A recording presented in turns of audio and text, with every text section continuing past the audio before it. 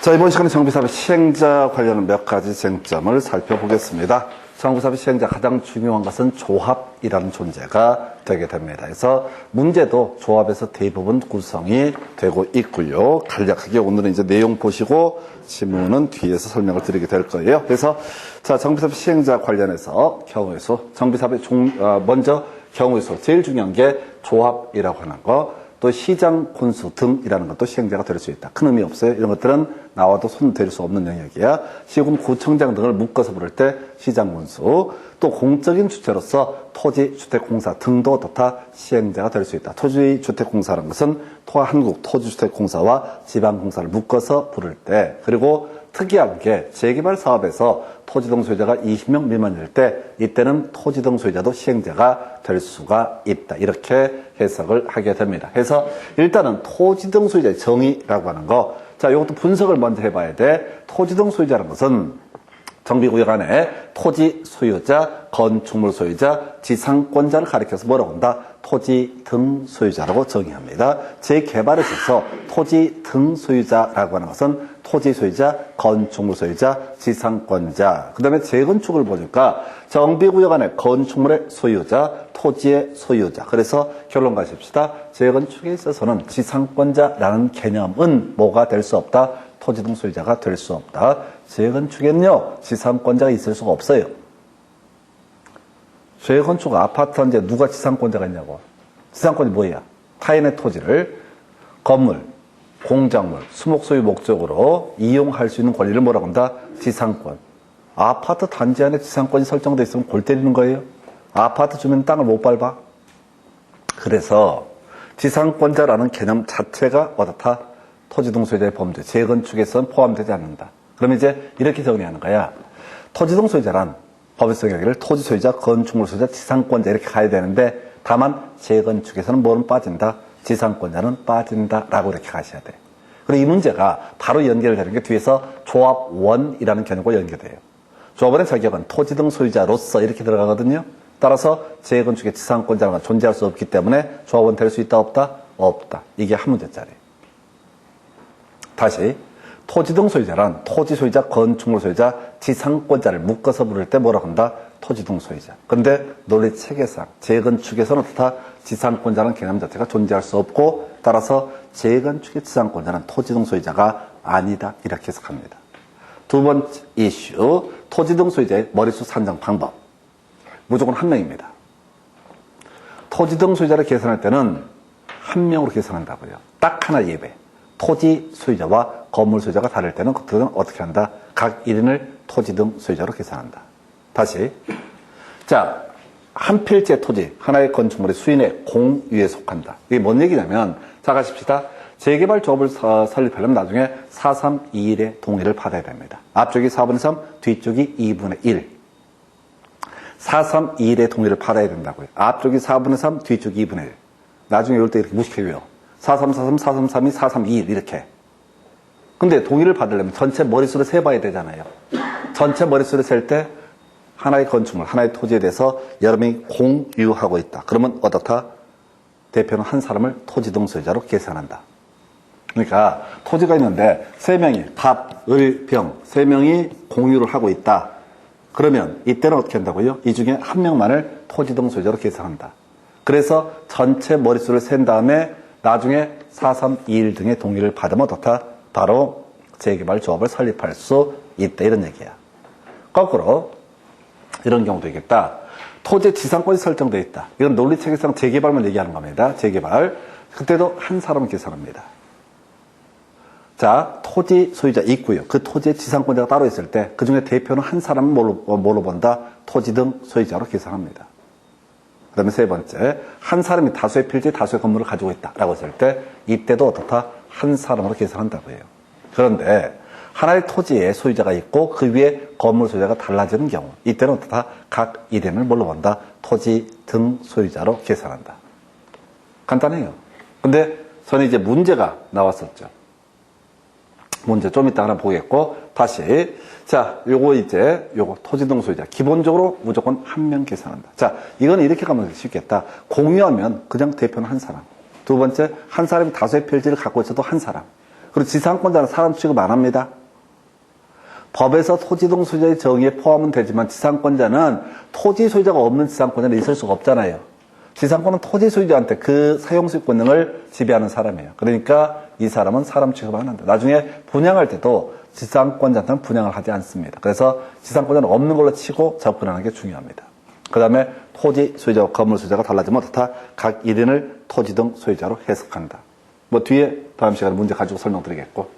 정비사업 시행자라고 해서 이제 경우수를 따지게 되면 주거 환경 개선 사업이라고 하는 것이 있어요. 달동네 개선 사업이라고 하는 게 있습니다. 해서 자 여기서도 시험 문제가 딱 유형화되어 있어.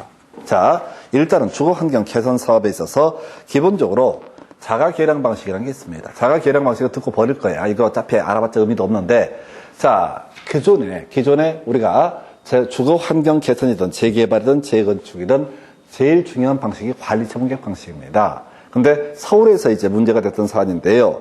자, 이게 관리처 분격 방식으로 정비사업을 시행을 하다 보니까 원주민들 있지 않습니까? 다 쫓겨나요. 정비사업이 시행되면 원주민이 다 쫓겨난다고. 뭔 얘기냐면, 자, 정릉, 서울의 달동네입니다. 여기 재개발 또는 주거환경 개선 사업을 한다 하십시다. 그러면 원래 1억짜리 집은 가지고 있던 분이 재개발 구역으로 묶이거나 주거환경 개선 구역으로 묶여버리면 갑자기 이게 가격이 급등해. 예를 들어서 1억 5천짜리 물건이 되는 거야. 그럼 매우 좋아해, 사람들이. 와, 떴다. 그런데 거기서 이제 뭐라고 얘기해요? 조합에서 얘기할 때 여기다 1억만 투자하면 4억짜리 아파트를 분양받을 수 있다고 얘기를 해요. 대박이지. 원래 1억짜리 자산 가지고 있었는데 1억 투자하면 토탈 2억이잖아. 근데 4억짜리면 거의 더블 치는 장사야. 근데 원주민들은 다 쫓겨나요. 1억이 없거든. 1억이 없다고. 현금 1억이 없기 때문에 하루 벌어 하루 먹고 사는 사람들이기 때문에 결국은 1억 5천 받고 쫓겨나는 거야. 그럼 두 번째, 이 1억 5천을 받은 사람들이 어디 가서 그런 집을 못 구해. 그런 집을 못 구한다고. 그러니까 수도권 아주 외곽으로 계속 밀려나가는 거예요. 그래서 이렇게 하지 말고 시에서는 도로만 확장해주고 자 정비 기반시설 정비해주고 스스로 집을 뜯어 고치는 방식 이걸 뭐라고 한다? 자가 계량 방식 뭐 이런 게 있다고. 근데 자가 계량 방식 외의 방식일 때 사업 시행자 자가 계량 방식 외의 방식일 때 지금 이제 동의 요건이 숫자가 이제 출제 포인트가 돼요.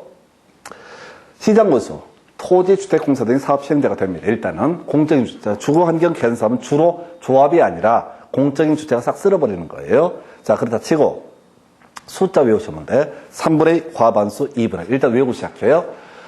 이 숫자가 그렇게 중요한 출제 포인트가 돼요. 3분의 과반수 2분의 1. 3분의 과반수 2분의 1. 일단 외웠다고 치고 지금 주기상 출제할 가능성이 높은 것은 기역, 니은, 디귿 알맞은 것을 고르시오. 이런 식의 문제가 나올 거예요. 자, 설명을 드리면 이런 식입니다. 시장구수 또는 토지주택공사 등이 이 주거환경 개선 사업을 시행을 함에 있어서 볼까요? 토지, 건축물 소유자, 지상권자 3분의 2 이상의 동의 얻어야 됩니다. 이걸 줄여서 토지 등 소유자 이렇게 하면 얼마나 좋아. 근데 주거환경 개선 사업에서는 정비 예정 구역이라는 표현을 쓰고 있어요. 아직 정비구역 지정하기 전입니다. 그러니까 토지동 소유자가 안 되는 거야. 앞에서 토지동 소유자의 정의가 뭐였어요? 정비구역의 토지 소유자, 건축물 소유자, 지상권 이렇게 갔었다고. 그러니까 아직은 정비구역 지정하기 전이기 때문에 먼저 동의를 받아야 돼. 그래서 우리가 해석할 때는 토지동 소유자 3분의 2 이상의 동의를 받아야 된다. 그리고 세입자 과반수의 동의를 받아야 된다. 다만 세입자 세대수가 토지동 소유자 2분의 1 이하일 때 이때 세입자의 동의는 요하지 않는다. 그래서 이 문제가 지금 한 10년 역사에 2번 나왔어요. 처음 나왔던 게 20회 때 나왔던 문제인데 3분의 2 기역, 과반수, 니은, 그 다음에 디귿 2분의 1 이렇게 나와요. 기역, 니은, 디귿에 알맞은 것을 고르시오. 그리고 뒤에서 이제 문제 분석해 드릴 텐데 그 후로 26회인가 27회 때 한번 나와요. 뒤만. 다음은 주거환경 개선 사업 등에 관한 설명이다. 옳게 연결한 것은 해서 세입자 세대수가 토지 등 소유자의 2분의 1 이하일 때 세입자의 동의는 요하지 아니한다를 답으로 뽑아. 그 문제가 나왔기 때문에 다시 뭐라고요? 3분의 2 과반수 2분의 1. 다시 자, 토지 등 소유자 3분의 2 이상 동의, 세입자 과반수. 다만 세입자 세대수가 토지 등 소유자의 2분의 1 이하에서 몇 놈 안 될 때는 어떻다? 세입자의 동의는 요하지 않는다. 이런 논리 구조예요. 그래서 3분의 2 과반수 2분의 1. 이 문제는 외우고 들어가셔야 돼요. 이건 중요 포인트가 되게 됩니다. 그래서 3분의 2 과반수 2분의 1이라고 하는 거 이렇게 볼 수가 있겠고요. 자, 그래서 세입자의 동의를 요하지 않는 경우까지 보셨습니다. 자, 이게 거의 유일한 포인트. 재개발은요, 중심 조합이 시행자가 됩니다. 근데 토지 등 소유자가 20명 미만일 때 이때는 조합을 설립하지 않고 토지 등 소유자가 직접 어떻다 시행자가 될 수 있다. 재건축은 조합이 시행자가 됩니다. 그럼 문제 구성할 때 꼭 이런 식이야. 재건축에서 토지 등 소유자가 2분의 1 미만일 때는 바로 자 토지 등 소유자가 시행자가 될 수 있다. 틀렸어. 재개발에서 토지 등 소유자가 20명 미만일 때 어떻다? 바로 토지 등 소유자가 시행자가 될 수 있다. 근데 답은 아니야. 나와도 이런 것은 다 사이드로 흘러가는 지문이야. 그래서 일단 이 챕터에서 답이 되는 명제 뭐라고요? 3분의 2 과반수 2분의 1이라고 하는 거. 겁나 복잡한데 바로 넣기 문제로 3분의 2 과반수 2분의 1이라고 하는 거. 그래서 이 주거 환경 개선 사업을 시행해 간다라고 전제가 됐을 때 논리 자체가 뭐라고요? 그 지역 주민의 압도적인 동의는 받아야 된다. 쓸어버릴 거니까 3분의 1. 그 다음에 세입자도 동의를 많이 받아야 된다. 과반수. 그 다음에 세 번째, 세입자 세대수가 좀 작은 동네가 있을 수 있다. 그러면 세입자의 동의는 어떻다? 동의자 요하지 않는다. 외우는 순서가 뭐냐면 제일 큰 숫자부터야. 3분의 2, 두 번째가 과반수, 세 번째 뭐야? 2분의 1. 이런 식으로. 큰 숫자. 3분의 2, 과반수, 2분의 1. 그잖아요. 제일 큰 게 3분의 2잖아. 그 다음에 과반수. 세 번째가 2분의 1. 이 순서. 그래서 이렇게 보셨고, 그 다음에 이제 재개발 사업 설명드렸고, 뭐 재건축은 다 조합이고요. 자, 그 정도까지. 그 다음에 이제 본론 들어가서 조합이 시행자가 되는 얘기를 중심으로 살펴봐야 되는데, 이 조합 관련해서요. 조합 관련해서. 자, 우리가 앞에서 도시개발 조합을 설립할 때는 그런 식으로 설명을 드렸습니다. 3분의 2, 그 다음에 뭐였지? 면적 3분의 2 총수 2분의 1. 거기서 출제 포인트 국공유지 면적 포함. 이렇게 이제 이슈를 삼았던 바가 있습니다. 자, 그런데 정비법에서는요, 이게 좀 특이한 것이 뭐냐면 조합을 바로 설립하지 못하고요. 원칙적으로 어떻게 한다? 바로 조합 설립 추진위원회를 먼저 구성을 해야 됩니다. 단계가 틀려. 도시개발조합은 바로 조합을 설립할 수 있었다고. 근데 재건축 재개발 조합을 설립할 때는 바로 조합을 설립하는 것이 아니라 먼저 전 단계로서 조합 설립 추진위원회라는 것을 구성을 해야 된다. 근데 외울 필요 없어요. 원칙이잖아. 원칙이잖아요. 원칙. 자, 추진위원회 구성에서 승인을 받아야 된다라고 되어 있죠? 제가 색깔 안 입혀놨잖아요. 안 나온다는 얘기, 이제는. 이게 8년 전인가 9년 전에 예외 항목이 들어와요. 그리고 나와서 그 전에는 5명 이상이 과반수 동의를 받아가지고 추진위원회 시장으로 승인 이런 걸 시험에 냈어. 근데 예외 항목이 법조문에 등장하면서부터 이건 더 이상 출제를 안 해요. 그래서 굳이 하나 외운다면 이거죠. 바로 정비사업에 대해서 공공지원을 하려는 경우 추진위원회 구성하지 아니할 수 있다. 단독으로 치고 나오는 지문이에요. 공공지원은 공적인 주체, 시장으로서 토지주택공사 등이 지원을 해주는 경우 이때는 어떻다? 추진위원회 구성하지 아니할 수, 추진위원회를 구성하지 아니할 수 있다. 이게 이제 답이 되는 지문이 되는 거야. 대박이야, 대박. 원칙 냈다가 출제 오류거든요. 원칙 내에서는 출제 오류. 예외를 포스 못하기 때문에. 그 다음에 여기서 이제 이슈가 되는 게 이 추진위원회 업무법이에요. 그럼 실질적인 포인트는 두 가지인데 공공지원에서 추진위원회 구성하지 않는, 그냥 복잡하니까 추진위원회 구성 안 해도 된다. 이게 출제 포인트. 두 번째, 추진위원회 업무가 무엇이냐라고 하는 것을 시험에 출제를 합니다. 까다로워요. 그래서 이 추진위원회 업무는 종류가 너무 많아요. 기본적으로 제가 여러분 교재에는 7개를 써놨는데 읽다가 죽어요. 못 외우죠. 그럼 이건 이렇게 가는 거야. 정사업 절차 다시 보십시다. 정사업 절차. 건설 계획을 확정하는 게 사업 시행 인가. 300세대 아파트를 지읍시다. 이런 게 사업식 인가라고. 그래서 이 300세대 각각 누구한테 분양할 것인가? 관리청객 인가. 그 다음에 준공 인가 이전의 고시. 이런 과정. 뭔 얘기하고 있어요? 정부세 절차를 얘기하고 있어요. 그러면 이 사업시행 계획서를 작성하고 관리청객을 작성하는 사람은 누가 됩니까? 시행자가 작성을 합니다. 추진위원회는 시행자입니까? 아닙니까? 조합 설립 추진위원회는 시행자이 아니에요. 하도 오래전에 공부해서 잊어버렸어요. 시행자의 종류. 조합, 시장구수, 주공등, 그 다음에 지금 토지등 소유자. 추진위원회는 시행자이 아니에요. 조합 설립 추진위원회는 시행자이 아니에요. 어디 써 있어요? 그런 말이. 노안이어갖고 써있는데 안 보이나? 추진위원회는 시행자가 아니라고요. 조합 설립 추진위원회는 시행자가 아니라고요. 그러니까 지금 그 얘기, 여러분들 이게 너무 진지하게 생각해.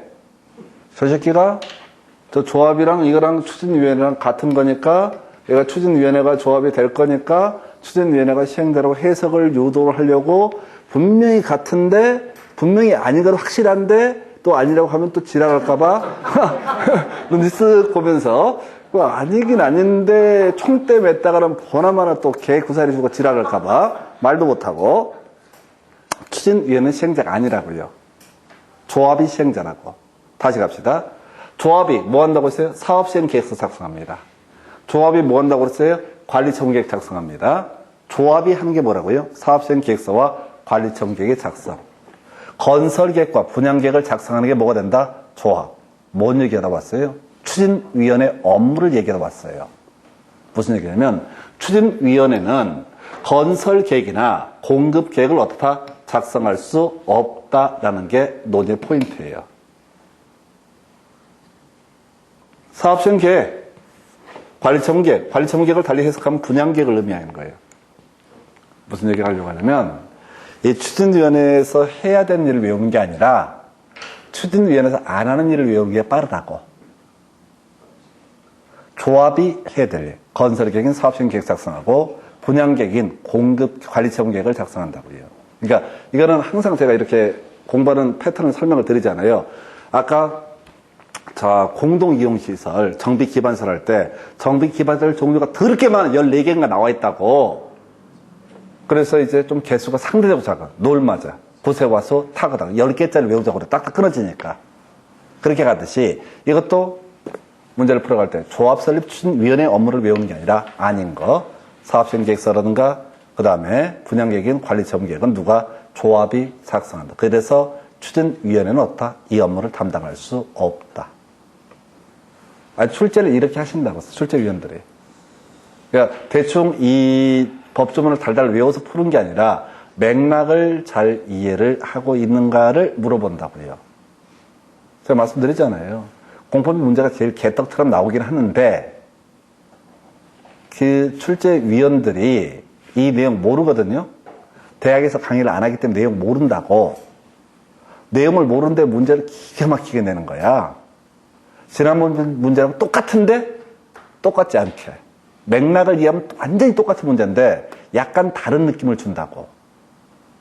그래서 다시 조합설립추진위원회에서는 실질적으로 두 가지 추진위원회 구성하지 아니할 수 있다. 두 번째, 사업시행계획, 관리청계획 이런 것은 추진위원회가 담당할 수 없는 업무이다. 이렇게 정리를 하십니다. 이제 하이라이트. 조합에 대해서 보겠습니다. 조합. 대박 좋아, 이거요. 감사 문제야. 숫자 외우셔야 돼. 숫자를 외우셔야 돼. 그럼 괄호 넣기로 내. 한 3년 정도에 3, 4년에 한 번씩 내. 괄호 넣기로. 재건축 부동입니다. 아까 우리 공부하실 때 이거 있었다. 재건축을 할 때는 어떻다? 안전 진단을 거쳐야 된다라는 설명 드렸었죠? 그래서 아까 안전 진단 10분의 1, 그 다음에 제외한다. 세 번째, 제의요 해서 시군구청장은 시도지사에게 제출하고, 자, 시도지사는, 자, 의뢰할 수 있고 전문기관에 검토 의뢰할 수 있고 국토부 장관은 자 시도지사에게 요청할 수 있다. 이렇게 외우셨잖아. 그러면서 아까 설명드린 제외되는 것 중에 하나가 이 정비구역, 자 주택단지하고 밖을 연결시키는 진입로 확보를 하기, 진입도로 관련해서 어떻다. 이때는 이 어차피 때려 부실 거니까 안전진단 대상에서 제외한다. 그럼 정리하면 재건축은 이렇게 주택단지 안에서 시행되는 경우도 있고 어디에서 주택단지 아닌 지역에서 주택단지가 아닌 지역에서 시행되는 경우도 있다라고 정리를 했었다고. 되셨죠? 그래서 주택단지에서의 동의 얼마나 이게 편한데 4343. 그 다음에 주택단지가 아닌 지역의 재건축 4332. 재개발은 뭐야? 4321. 이건 거의 감동 수준입니다. 지금 비웃으셨어. 많이 이제 긴장이 풀리셨어. 처음에 왔을 땐 쫄아 있었는데, 이제는, 이렇게 외우시면 된다고. 문제가 모두 이렇게 나와요. 재건축 4343, 4332, 4321. 근데, 주택단지 안에서 재건축 43, 앞에 43이 뭘 얘기하죠? 앞에 있는 거. 뒤에 43이 뭘 얘기한다고요? 뒤에 있는 거. 주택단지 아닌 지역에서 43 나오죠? 그게 뭐라고? 앞. 뒤는 뭐라고요? 3분의 2. 재개발은 앞쪽이 뭐라고요? 43. 뒤쪽이 뭐라고요? 2분의 1. 끝. 아니, 아무 의미도 부여하지 마시고, 순서대로, 기억, 니은, 뒤것에 알맞은 것을 연결해서 이렇게 낸다고. 아니, 시험을 그렇게 낸다고. 근데 수험생들은 이런 뭐 중간에 뭐 어쩌고 저쩌고 대가리 5명이 이 지랄을 하고 있다고. 그러니 뒤지는 거라고. 무슨 지금 조합서리발로 오셨어요? 시험 문제 답을 맞추려고 오셨잖아. 한 10년에 한 3번 나오는 그런 꼴이야. 근데 이런 문제는 정말 감사하지. 4343, 4332, 431. 다시 재건축의 주택단지 안에서는 4343. 주택단지 아닌 지역은 4332. 자, 그 다음에 재개발은 뭐라고요? 4321의 동의를 받아서 더 조합 설립할 수 있다. 두 번째 이슈. 자, 동의 요건이 한 문제짜리고요. 두 번째 이슈가 되게 될 것이, 자, 이거야. 지금 보면 시장 군수의 인가를 받아야 된다라고 되어 있죠? 시장 군수의 인가를 받아야 된다라고 되어 있다고요. 아니, 4343, 433, 432는 너무 쉽잖아. 그 뒤에 나오는 게 뭐라고요? 시장 군수 등의 인가를 받아야 된다. 나중에 문제 분석하면 시도지사에게 뭐 허가를 받아야 된다. 시도지사에게 인가를 받아야 된다. 그 다음에 시장군수에 신고해야 된다. 이렇게 장난친다고. 그래서 인가, 시장군수의 인가, 그리고 숫자. 물론 주된 출제 이슈는 숫자가 훨씬 더 중요합니다. 지금 우리 숫자 오늘 몇 개 많이, 정비법 숫자가 좀 많아요. 자, 우리 도시개발법 할 때는 숫자가 포인트가 몇 개 안 됐어. 한번 기억해 볼까요? 자, 도시개발법에서 숫자가 문제가 됐던 게, 자, 주상공 113에 자연녹지, 상산녹지 1만 이상. 끝. 그리고 하나 더. 도시개발체육권에서 상환기간 5년 이상 10년 이하에서 조례가 정하는 기간. 이게 끝이라고. 숫자 자체가 포인트가 안 된다고. 근데 정비법은 망하는 새끼들이 숫자를 포인트로 많이 내요. 특히 괄호넣기로 많이 내. 그래서 아까 정비기본계획에서 10년 단수립 5년마다 재검토 시장 등이, 자, 기본 방침 국토부 장관 10년마다 정하고 5년마다 재검토. 안전진단에서 뭐가 있었어요? 자, 10분의 1. 그리고 하나 더, 지금 정비기본계획에서 20% 미만 등 생략할 수 있다. 정비구역 지정 관련해서 10% 미만 등 어떻다? 생략할 수 있다. 그리고 아까 주거환경견사에서 자가계량 방식, 위의 방식 3분의 2, 과반수 2분의 1이라고 하는 거. 숫자 붙여놓는 거. 요게 포인트. 그리고 여기 하이라이트. 43, 43, 4332, 4321. 아니, 이렇게만 낸다고. 그리고 너무 쉬우니까 시장 군수에게 인가를 받아야 된다.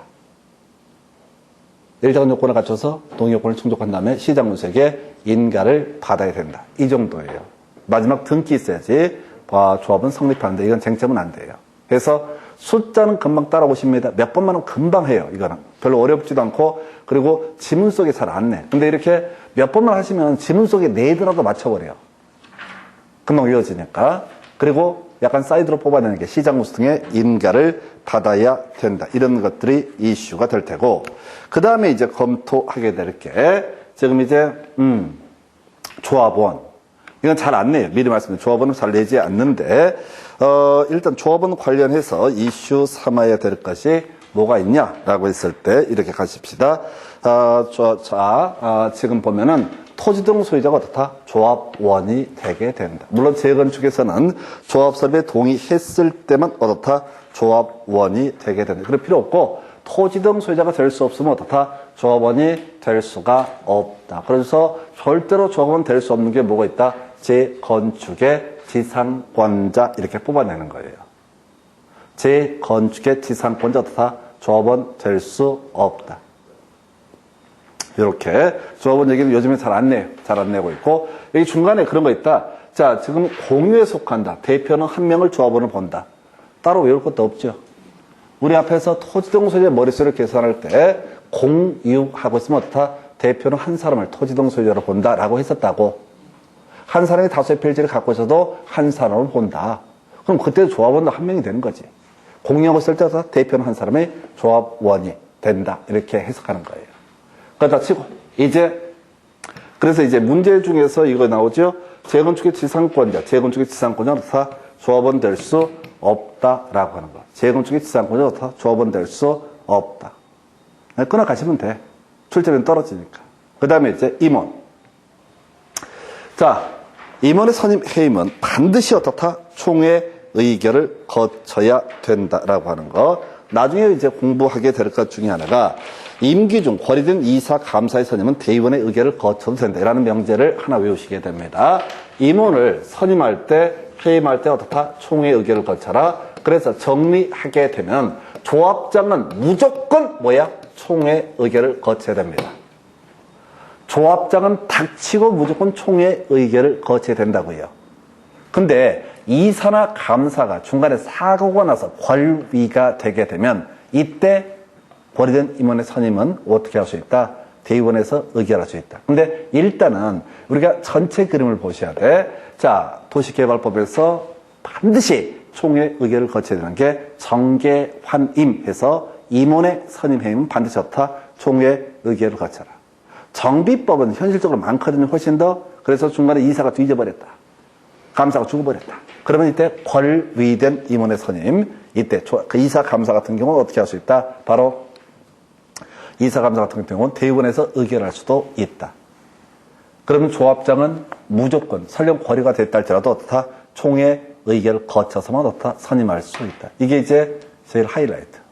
이게 나중에 주택법 가면 지역주택조합에서 임원의 선임 등을 위한 총회 이런 것들이 출제 이슈가 됩니다. 그래서 도시개발법, 정비법, 주택법 어느 쪽이 됐든 간에 임원의 선임 해임은 기본적으로 다 총회 의결을 거쳐. 나중에 이제 문제 풀이하면서 제가 감사이사 예외적인 항목 설명을 드리게 될 겁니다. 그다 치고 임기 3년이라고 되어 있고요. 연임할 수 있다. 별로 중요치 않아. 우리가 지금 이건 이제 공법이 아니라 수많은 법을 다 묶어서 임기는 무조건 2년. 자, 그 다음에 연임할 수 있다. 근데 정비법만 시간이 많이 걸려서 그런지 임기 3년 이하 이렇게 되어 있습니다. 별로 중요치 않아요. 숫자 포인트 안 된다 이런 것들은. 지금 여기서 포인트는 뭐라고요? 임원의 선임이면 총회 의결을 거쳐야 된다. 이게 포인트가 되는 거예요. 그 다음에 지금 보니까 조합 임원이 선임 당시 결격사에 해당한 자였으면 판명된 때 당연 퇴임하고 퇴임 전에 관련 행위는 효력을 잃지 아니한다. 자, 이런 것들은 사실 이제 결격사를 외울 수는 없어요. 우리가 저런 거 있었다. 기억나시려겠다. 미성한파 유자업 금벌자계라고 해서 공인중개사법에서 개업 공인중개사의 결격사유라는 게 있었어요. 개설 등록 안 받아주는 거. 지압관리 못하는 미성년자, 피성년 후견인, 피한정 후견인 파산 선고를 받고 복권되지 아니다. 미성한파 유자업에서 집행 유예 기간 중에 있는 자, 자격 정지 기간 중에 있는 자, 그 다음에 업무 정지 기간이 경고되지 않는 자, 업무 정지 기간 뭐 어쩌고저쩌고 그런 게 있었고, 금벌자계, 금고 이상의 실형을 선고받고 3년이 경과되지 아니한다. 이 법을 위반해서 300 이상의 벌금을 선고받고 3년이 경과되지 아니한 자, 자격 취소되고 나서 3년이 경과되지 않는 자, 마지막 개설 등록 취소되고 나서 3년이 경과되지 않는다. 물론 거기서 예외, 해산 등록 기준 미달 제외 이런 게 있었죠. 그런 것처럼 여기도 결격사유가 있다고. 임원의 결격사유. 근데 걔가 예를 들어서 피성년 후인이 돼버렸다. 조합장께서 맛이 완전 노망났다고 소문나버렸어. 법원에서 결정을 했어. 그러면 걔가 당연 퇴임하고, 다만 퇴임 전에 관여한 행위는 어떻다? 효력을 잃지 아니한다. 자, 그 다음에 조합장, 조합을 대표하고 총회 대의원의 의장이 된다. 똑같아요. 도시개발법이랑 똑같은 구조입니다. 그 다음에 겸할 수 없다. 그래서 출제 포인트 어떻다? 감사가 조합을 대표한다. 왜 이렇게 뭐라고요? 감사가 조합을 대표한다. 여기서는 두 가지가 이슈가 되게 되는데, 하여튼 감사가 조합을 대표한다. 이 정도로 보겠습니다. 나중에 이제 이게 8년 동안 지문 한 10개 구성이 됐는데, 나중에 지문 가지고 분석해 드릴 거예요. 자, 대의원에 관련한 쟁점 가볼까요? 자, 대의원회. 자, 요거 도시개발법 29회 때 출제가 됐었죠. 도시개발법에서는 50명 이상일 때 대의원을 둘 수 있다. 정비법에서는 100명 이상일 때 두어야 한다. 라고 되어 있습니다. 그래서 자, 50명 이상일 때, 도시개발법에서는 50명 이상일 때 대의원을 둘 수 있다. 그래서 작년 시험 문제, 29회 때 문제에서 100인인 경우 둘 수 있다. 이런 게 출제가 됐었다고. 그래서 같이 비교할게. 앞에는 50명, 뒤에는 100명. 그래서 앞에는 둘 수 있다, 뒤에는 두어야 한다. 그래서 100명 이상일 때 대의원을 두어야 한다. 그리고 겁나 중요한 질문. 조합장이 아닌 조합의 임원은 이 대의원 될 수 없다. 나 짜증나죠. 전에 아까 있었잖아요. 우리 도시개발법 할 때 종전 토지는 사용수익할 수 없다. 없다는데 오른편. 개 짜증났던 질문. 겸할 수 없다. 연속 짜증났던 질문. 근데 또 없다 중에 오른편. 이 문장이 아주 어려워요. 자, 앞에서 우리 조합장이라고 하는 사람은 대의원의 의장이 된다라는 설명을 드렸습니다.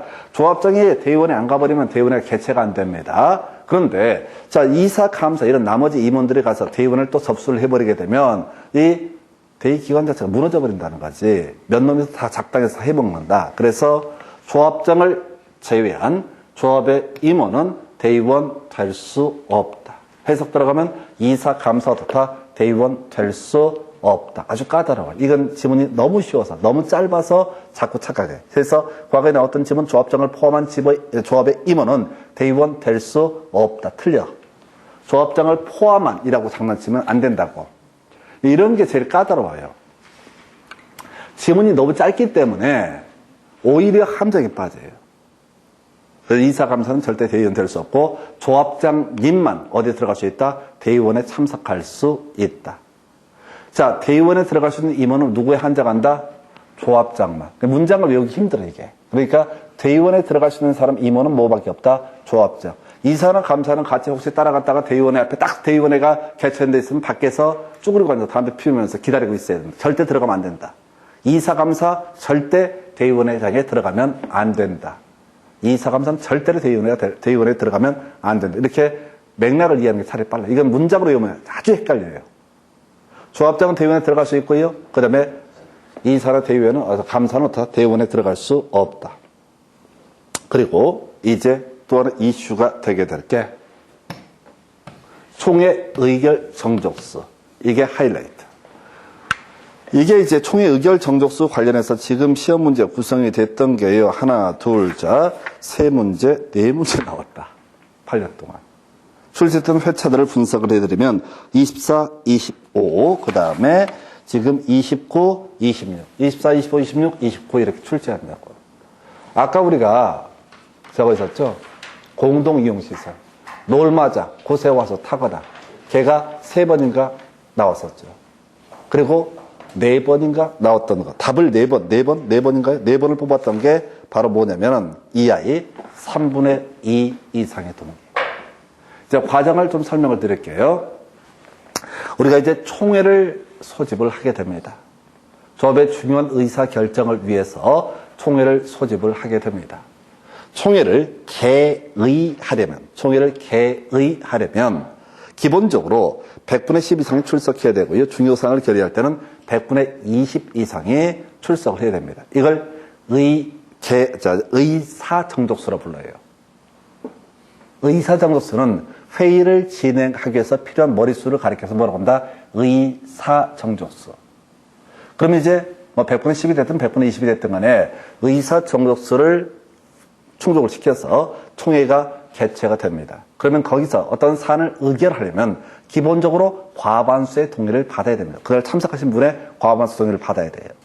그런데 3분의 2 이상의 압도적인 동의가 필요한 경우가 6개가 있습니다. 자, 결국 이 얘기는 결론만 말씀드리면 다 돈 얘기예요. 내 재산권이랑 관련되어 있는 부분에 어떤 의결을 하려면 어떻다? 참석한 그 조합원의 3분의 2 이상의 동의를 받아야 된다. 그냥 이렇게 내도 못 풀어. 대놓고 8년 동안 4번 냈다고. 24, 25, 26, 27, 28, 19, 29에 지문으로 계속 기어 나와. 그래도 사람들이 그건 놓쳐. 왜? 이게 지금 조합 관련한 주제의 제일 마지막 조문이거든요. 그냥 앞에서부터 추진위원회 막 쳐 외우지다가 세월 다 가버리는 거야. 정작 중요한데 놓쳐버려요. 그리고 얘는 숫자이기도 하고 또는 6개 항목 자체를 줄줄줄 외우셔야 돼요. 자, 내 재산권에 관련해서 어떤 변동이 발생한다. 그러면 어떻다고요? 조합원 전체 이익과 관련되기 때문에 이런 것들은 쉽게 바꿀 수가 없습니다. 그래서 압도적인 동의 3분의 2 이상의 동의를 받아야 된다. 자, 가볼까요? 조합원의 자격에 관한 사항의 정관 변경. 자, 정비사업 조합이 있어요. 조합원에 의해서 200명이었다 하십시다. 근데 자격에 관한 사항을 변경함으로써 이게 250명이 될 수도 있고 150이 될 수도 있겠죠. 어느 쪽이 됐든 간에 내 재산권하고 직결됩니다.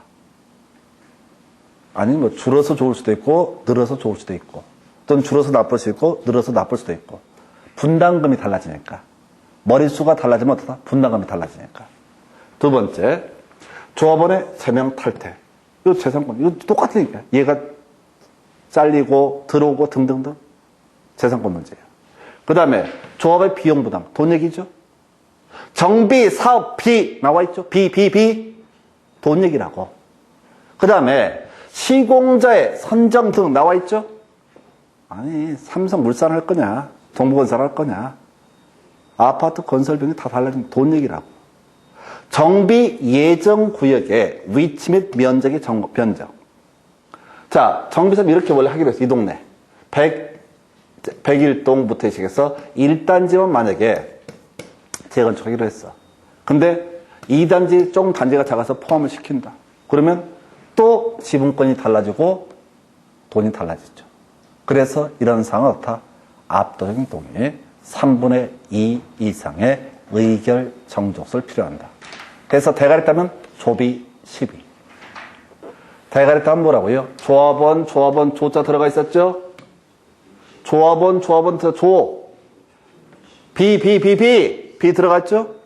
시공자, 시 들어갔었죠? 위치 및 면적에서 조비 12. 이건 어떻다? 압도적인 동의, 의결 정족수 3분의 2 이상의 동의를 받아야 한다. 그러니까 이 조합 관련해서는 최근에 좀 이상한 문제가 한두 문제 나왔는데, 일단은 우리가 항상 이게 제 설명드린 기출에 뭐 나왔다고 해서 그걸 쫓아갈 건 아니야. 통계 데이터를 믿으셔야 돼. 3번, 4번 나오는 것들은 당연히 준비를 하고 들어가셔야 되고, 어쨌든 한번 뒤지게 나온 문제는 무시하고 넘어가셔야 돼. 왜? 우리 머릿속에 들어갈 수 있는 한계가 있으니까. 그래서 조비 12, 3분의 이상의 동의 받아야 됩니다. 그래서 자, 오늘 여기까지 가지고 다음 시간에 문제하고 나머지 내용들 설명드리겠습니다. 자, 수고하셨습니다.